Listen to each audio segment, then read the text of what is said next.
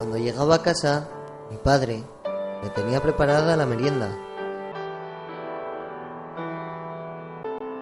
Pero cuando creces, te cansas de que te quieran. Mis sueños se redujeron a uno: estar con los colegas mientras nos colocábamos. La vida que llevaba estaba matando mis sueños. Tenía que dejar esta mierda para no morir por dentro.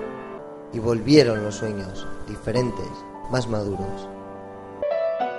Empiezo este diario en una etapa difícil de mi vida, en la que he buscado ayuda para poder superarlo. Un día me puse a pensar. Me di cuenta de que estaba desperdiciando mi vida.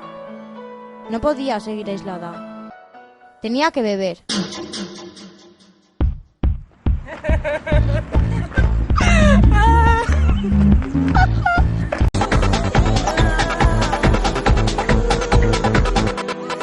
Por fin un día me invitaron a una sesión de terapia de grupo.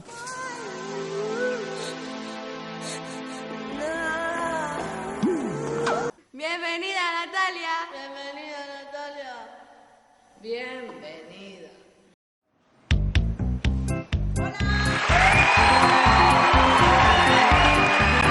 Hoy vengo a hablaros de la muerte.